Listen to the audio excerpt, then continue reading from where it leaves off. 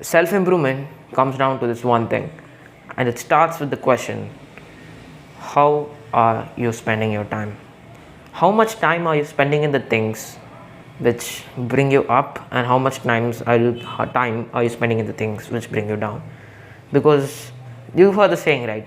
Time is money. So I spent it on a watch. Okay, I'm not going to rap lyrics as I speak. Time is money.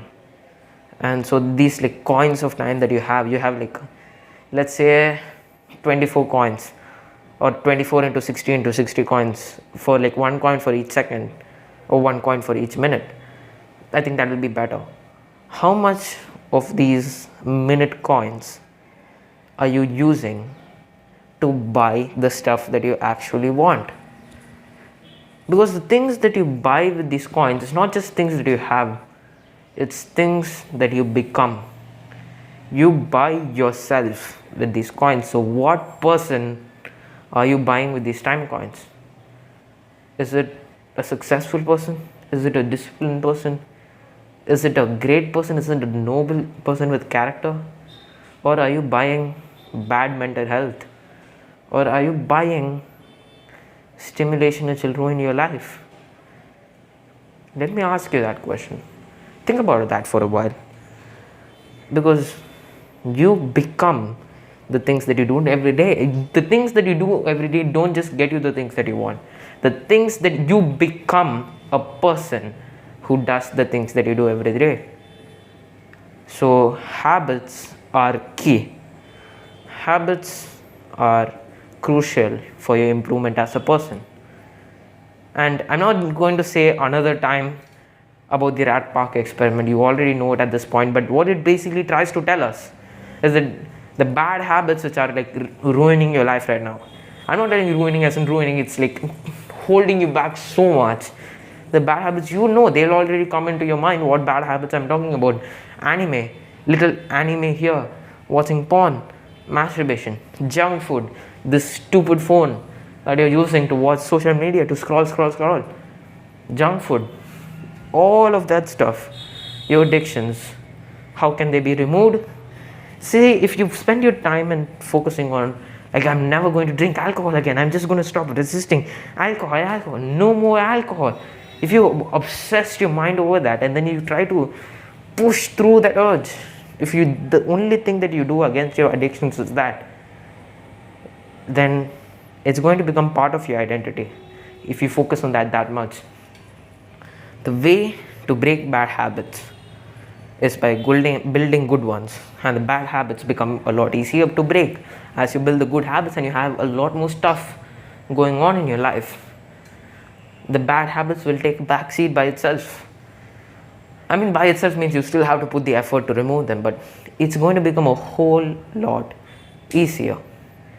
So just think about your life and think about what good habit will improve the life the most.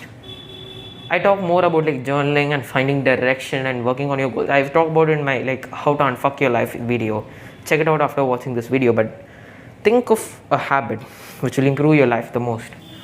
Maybe because of your mind wandering and stimulation and all that stuff, it could be meditation. Maybe it could be gym and working out, which will teach you like pushing through pain, which will teach you discipline, which will teach you consistency, showing up every day. Like, I'll recommend working out if you want my recommendation. Some people it could be reading. Maybe you want to learn about some stuff which will impact your life. You want to read some good books which will change your life. Reading is one of the good habits. And think about which one of the many good habits will end up impacting your life the most as your life is right now. And if not, and then let me make my case for working out. Working out, it teaches you showing up every day to the gym or to the calisthenics, and then it's inherently discomfortable to your body. So it teaches you that discipline, not just showing up, but actually pushing through till failure. And over time, you also build an aesthetic body, which is extremely useful for getting a sexual market value, to getting attraction from women, and to getting the pussy that you desire so much. So that's my case for working out. You can choose that as your habit, or you can choose something else, not a problem. And as you choose that habit, and you want to show up to that habit every single day, I'm going to give you 2 pieces of resources that you can go out implement today that will make that habit easier for you, and you will already be better at going out and performing this habit than 99% of the people. And those 2 things are: 1, tracking. How much have you showed up to the habit? Because you will just go to it to do it few times a week, and then it's like, I've been showing up but nothing's been happening. You need one of these things. Okay, I don't have it right here. You need what's called a habit tracker, and you might have heard it a lot, but the purpose of that is it gives you accountability. You just look at your habit tracker, keep it in a place where a physical one is better, because you're going to look at it every day. And if you keep it at a place that you look at it every day you're going to have to face your actions, face whatever shit you've done, and that's incredibly good. That will give you the nudge for you to go out and stay consistent with the habit. The second thing is,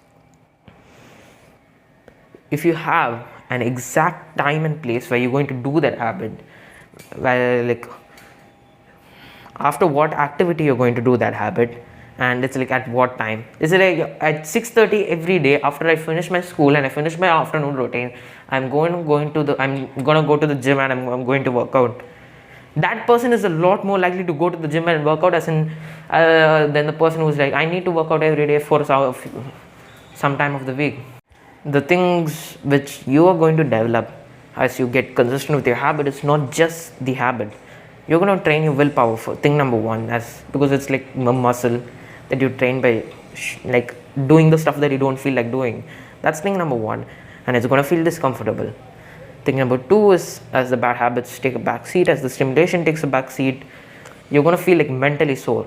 Like when you push hard and you become sore, and that doesn't stop you, the soreness doesn't stop you from going to the gym the next day. So that mental soreness that you feel from removing pleasure, that's because you spiked it so much. You spike the dopamine level so much that the baseline level of dopamine, which targets your motivation, the baseline level of dopamine goes down. And when you stop stimulating it, you're going to have to exist in that low baseline dopamine level for some time. But that soreness means you're going to come back bigger and stronger, like in the gym. So that when you stop stimulating it, the baseline comes back up, which is amazing. So both of these things are going to feel discomfortable, but as you do that, you will improve as a person, and you will improve with that habit and in that habit.